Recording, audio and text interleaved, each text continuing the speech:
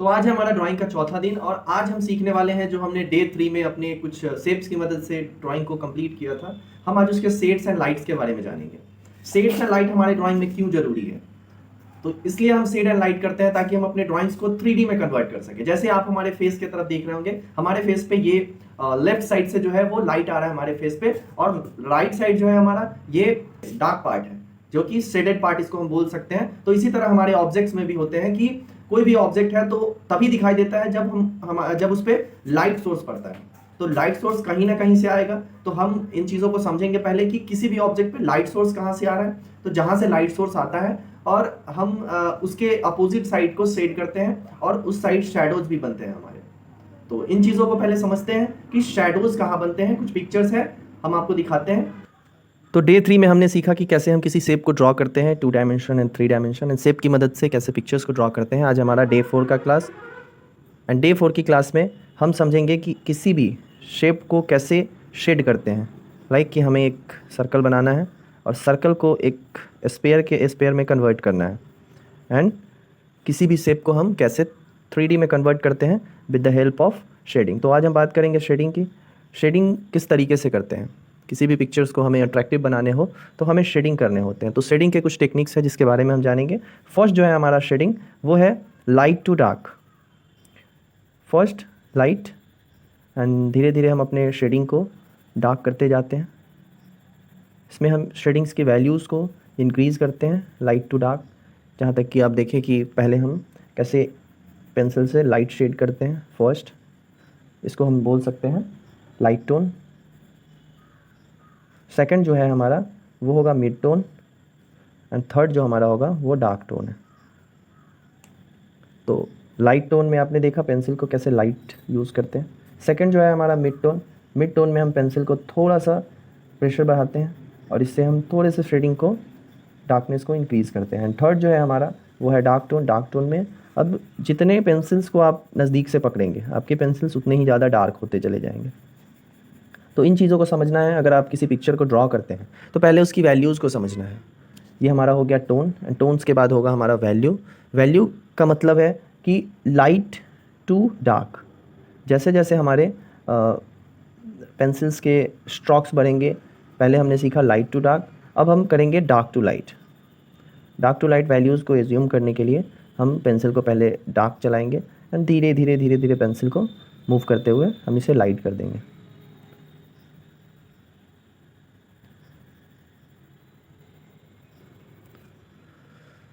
तो कुछ इस तरह से हम अपने शेप्स को शेड करेंगे। तो फर्स्ट जो है शेप हमारा यहाँ पे है सर्कल। सर्कल को हम कन्वर्ट करेंगे शेडिंग की मदद से स्पेयर में। सबसे पहले एज्यूम करना है हमें कि इस शेप्स में लाइट इफेक्ट कहाँ से आता है। बिना लाइट के किसी भी पिक्चर को हम देख नहीं सकते हैं, तो हम इसमें एज्यूम करते हैं कि हमारे जो लाइट इफेक्ट है वो इस साइड से है। आप इधर से भी लाइट इफेक्ट को एज्यूम कर सकते हो, आप फ्रंट से भी कर सकते हो, and left side right side से भी आप लाइट इफेक्ट्स को ला सकते हो। थोड़ी सी शेडिंग इसमें देते हैं। शेडिंग जो होगा हमारा वो लाइट टू डार्क होगा। शेडिंग को करने के लिए आपको पेंसिल को स्टार्टिंग में, पेंसिल को आप जितना दूर से पकड़ेंगे आप इतनी ही कम वैल्यूज़ ऐड कर पाएंगे अपने ड्राइंग्स में। एंड फर्स्ट हो गया हमारा ये हैचिंग प्रोसेस। अब इसके बारे में भी हम बात करेंगे कि हैचिंग क्या होता है। हैचिंग में आप पेंसिल को एक स्ट्रोक से मूव करते हैं, वन साइड मूव करते हैं।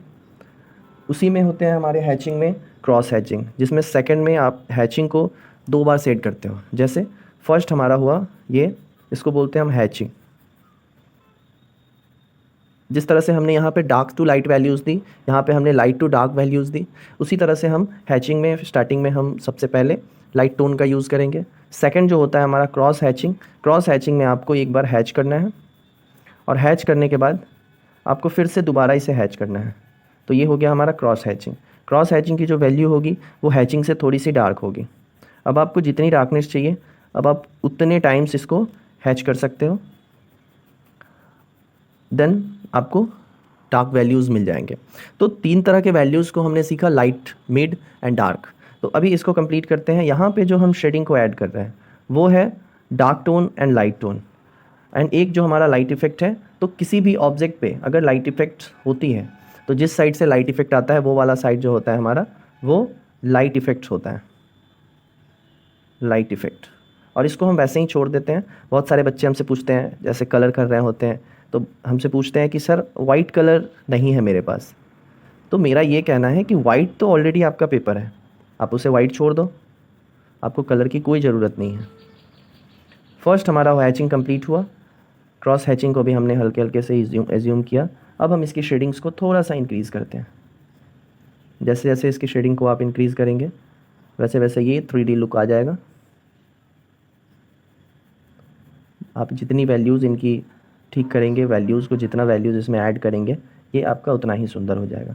अब यहाँ पे जब हमारा ड्राइंग्स बन के रेडी हो गया, हमने हल्की सी शेडिंग दे दी। इसमें शेडिंग्स हम जितना चाहे ऐड कर सकते हैं।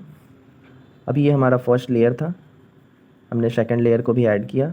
देन अब इसमें डार्क जो पार्ट है हमारा, जैसे ऑब्जेक्ट के जो ग्राउंड वाले पार्ट होते हैं वहाँ तक हमारी शेडिंग नहीं पहुँच पाती है, तो उस जगह पे क्या होता है, हमारी शेडिंग वहाँ पे डार्क हो जाती है।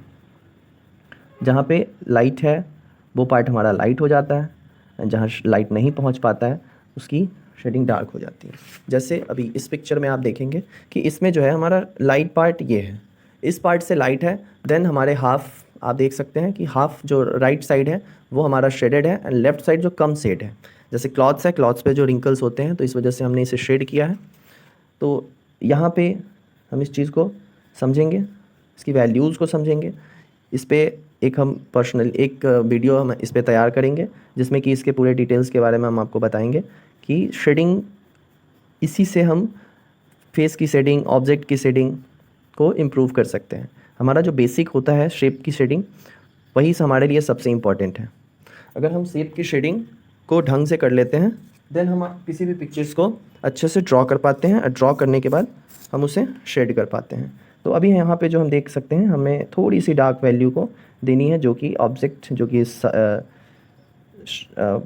पिक्चर्स के ग्राउंड में है, और इसमें हम हल्की सी और शेडिंग ऐड करेंगे। आप कह सकते हैं कि यहाँ पे हमारा लाइट इफ़ेक्ट है। हो सकता है ये वीडियो थोड़ी सी लंबी हो जाए, बट आप ध्यान से देखेंगे और इस चीज़ को समझेंगे तो आप किसी भी वैल्यूज़ को अच्छे से क्लियरफाई कर सकते हैं अपने ड्राइंग कॉपी में। अभी हम यूज़ कर रहे हैं एक 8B पेंसिल जो कि फेबर कैसल की है। फेबर कैसल की पेंसिल आपको कम दाम में भी मिल जाती है। 50 रुपये की एक पेंसिल आती है, 50 रुपये की एक सेट आती है पेंसिल की, जिसमें 6 पीस होते हैं। 6 पीस के सेट को आप ले सकते हैं। पेंसिल पे भी हम आपको वीडियो तैयार करके दे देंगे कि कौन सी पेंसिल हमारे लिए यूज़फुल होती है और कौन से पेंसिल के कौन से जो ग्रुप होते हैं उन ग्रुप में कौन सा पेंसिल अच्छा होता है, कौन सा नहीं होता है, किन पेंसिल को हम कब यूज़ करते हैं। जहाँ वैल्यूज़ के हिसाब से पेंसिल का ग्रेड होता है, ग्रेडिंग क्यों होता है, इन सब पे हम एक वीडियो तैयार करके और फिर आपको दिखा देंगे। आप बस वीडियो को अच्छे से देखिए और समझिए, और जो भी आपको प्रॉब्लम्स आती हैं वो आप कमेंट में हमें बता सकते हैं ताकि हम उस पर नेक्स्ट वीडियो में हम उस पर बात करें और आपका जो भी प्रॉब्लम्स हैं उसको शॉर्ट आउट करें। तो ये कुछ शेडिंग टेक्निक्स हैं। अब हम एक और पिक्चर को ड्रॉ करते हैं जो कि हमारा है ये क्यूबॉइड।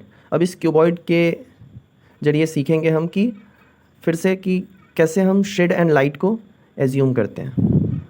शेड एंड लाइट को अच्छे से समझना, एज्यूम करना, ये थोड़ा सा हमारे लिए हेल्पफुल हो जाता है किसी भी ड्राइंग्स को बनाने के लिए। नॉर्मली हम लोग, बहुत सारे ऐसे बच्चे होते हैं जो कि जिन्हें लगता है कि उन्हें फेस ही बनाना चाहिए, but face is not important thing कि फेस बना लिए ड्राइंग सीख गए, नहीं। स्टिल लाइफ की ड्राइंग्स को जितना आप बनाओगे आप उतना जल्दी अपने फेस को बनाना सीख सकते हो। दुनिया में किसी के भी फेस को ड्रॉ कर सकते हो। जिस तरह से हम हर एक इंसान के फेस को ड्रॉ करना नहीं सीखते हैं, किसी 1-2 इंसान के फेस को ड्रॉ करना सीख जाते हैं, देन उसके बाद मैटर नहीं करता है कि वो कौन इंसान है, बस हम उसकी ड्राइंग्स को बना देते हैं क्योंकि हमने उसकी वैल्यूज़ को समझा है। आइज़, नोज़, लिप्स सबके एक जैसे नहीं होते हैं, लेकिन अगर हम प्रोपोर्शन की बात करें तो लगभग सबके आइज़, नोज़, लिप्स के प्रोपोर्शन सेम ही होते हैं। आइज़ अगर बनाना है तो थोड़ा बहुत किसी का आइज़ बड़ा हो, थोड़ा छोटा आइज़ हो, देन यही डिफरेंस है हमारा, बट जो हमारा कंस्ट्रक्शन है वो सेम ही होगा। तो यहाँ पे जैसे हम देख सकते हैं कि हमने इस पार्ट से लाइट सोर्स को दिया है इस ऑब्जेक्ट में। अब हम इसे कन्वर्ट करेंगे, शेडोज़ बनाएंगे इसके, और शेडोज़ बनाने के बाद हमारा ये जो पिक्चर है ये भी हमारा 3D में कन्वर्ट हो जाएगा।